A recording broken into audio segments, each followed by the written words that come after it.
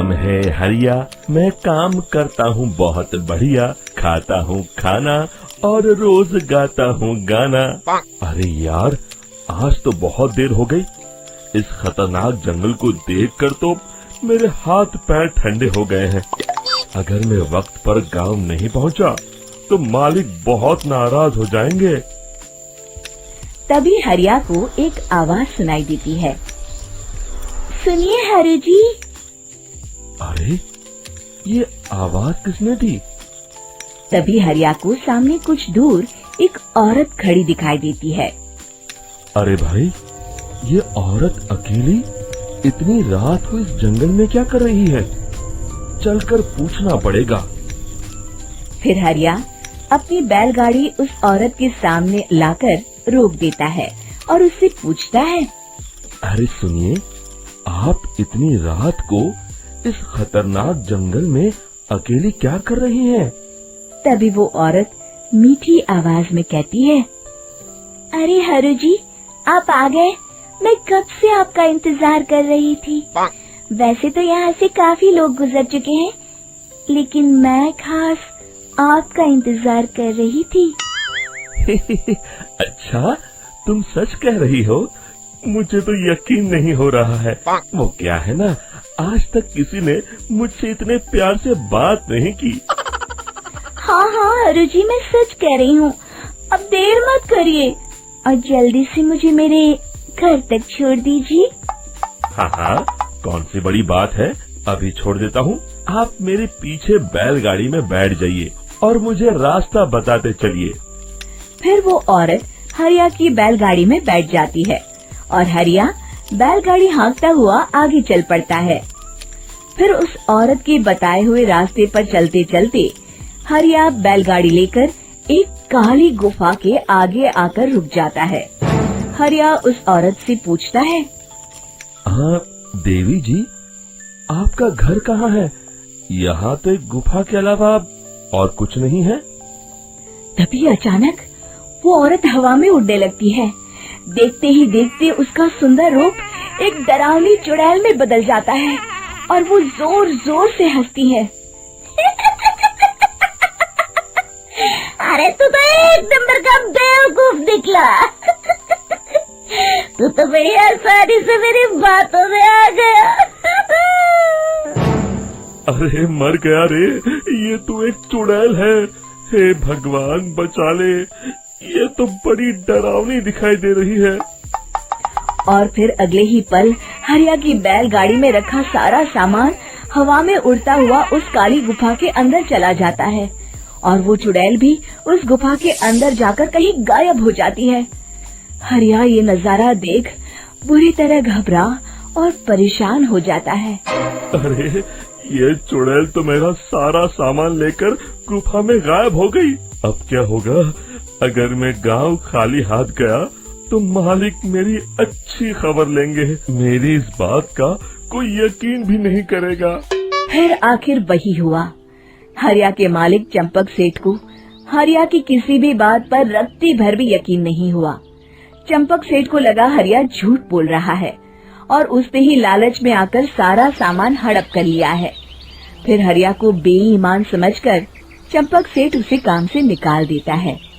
अगले दिन अपनी दुकान में परेशान बैठा चंपक सेठ गुस्से में बड़बड़ाता है। अरे, दुकान में तो सामान बिल्कुल भी नहीं है।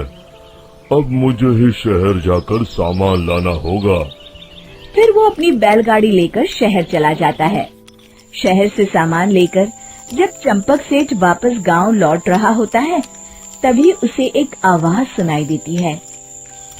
चंपक जी, ओ चंपक जी। अरे, ये तो कोई मेरा नाम लेकर मुझे पुकार रहा है। फिर उस रास्ते में वही औरत खड़ी दिखाई देती है। फिर क्या था, हरिया की तरह चंपक सेठ भी उस औरत के पास अपनी बैलगाड़ी लेकर जाता है और वो भी उसकी चिकनी चुपड़ी बातों के मुंह जाल में फंस जाता है।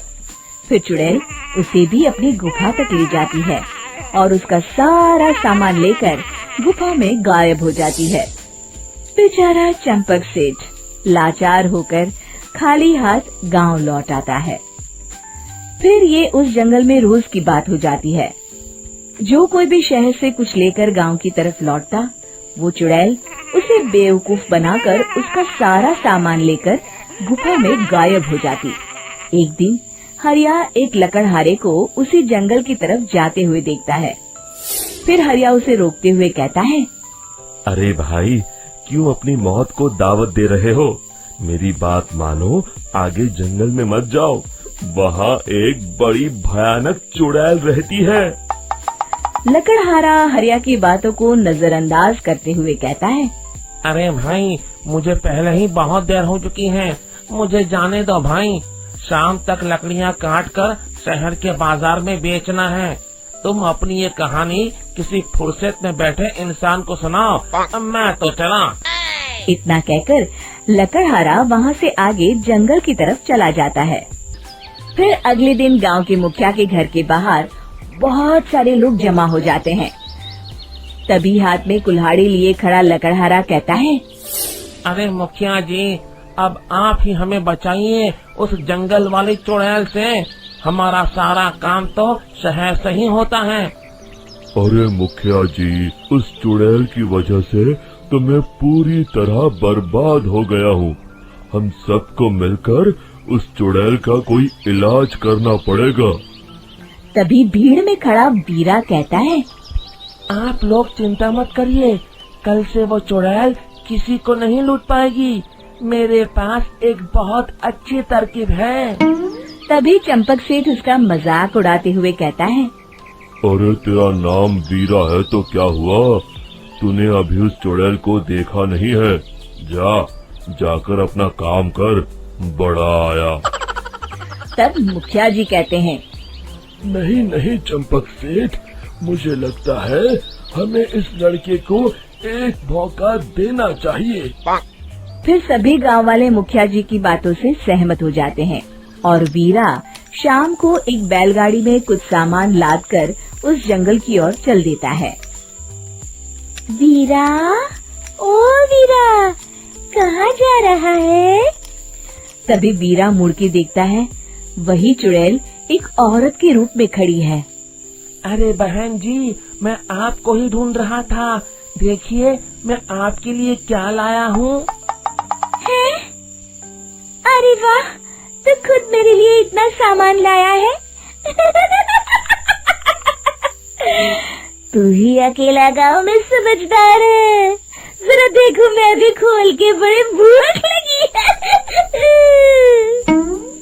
जैसे ही चुड़ैल उस सामान पर से कपड़ा हटाती है, एक भगवान शिव की तेज रोशनी उसके अंदर मूर्ति से निकलती है और चुड़ैल अपने असली रूप में आकर जलने लगती है। अरे मैं जल रही हूँ, बचाओ! बचाओ! ओम नमः शिवाय, मर गई मैं! देखते ही देखते वो चुड़ैल राख के साथ उड़ जाती है और सभी गांव वाले भी वहां आ जाते हैं। शिक्षा बुराई पे सदा अच्छाई की ही जीत होती है।